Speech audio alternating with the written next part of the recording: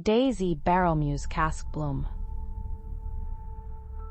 The scent of oak and damp earth was my lullaby. I am Daisy Caskbloom, though most call me Barrelmuse, a fitting name, I suppose, for someone who coaxes vessels for dreams from stubborn wood. For 30 years, my hands have shaped staves, tightened hoops, and breathed life into casks. My workshop, nestled beside the Whisperwind River, provided for me. It was a quiet life, predictable. Until Old Man Tiber arrived, clutching a map etched onto a single, blackened grapevine.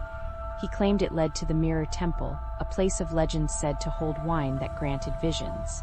He didn't want a cask for the wine, he wanted a cask to contain the temple itself, a vessel to carry its magic to the world. A ridiculous request, I thought, until he offered me a single, perfect piece of heartwood, wood that hummed with an energy I'd never felt before.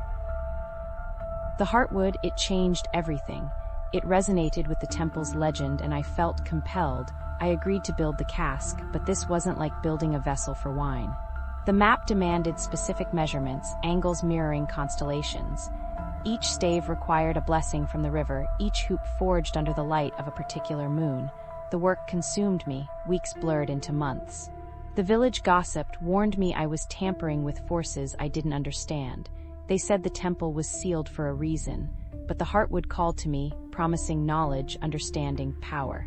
I ignored them, driven by a growing obsession. I needed to finish it to see what the temple held, even if it meant risking everything.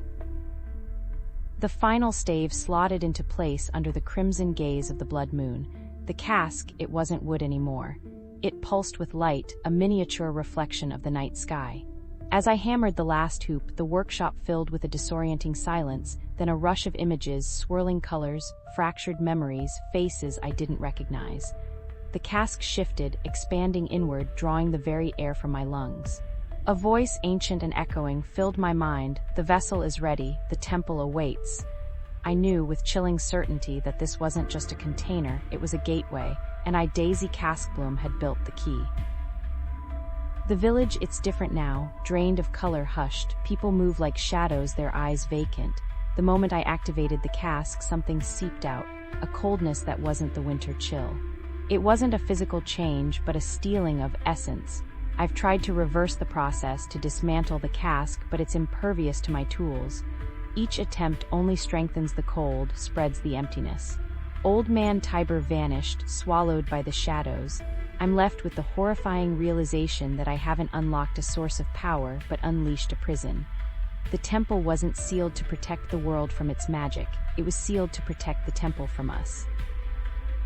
My hands, they tremble now, incapable of shaping wood, only capable of remembering the feel of the heartwood, the weight of the last hoop. The workshop is freezing, the river silenced. The faces of the villagers haunt my dreams, hollow and accusing.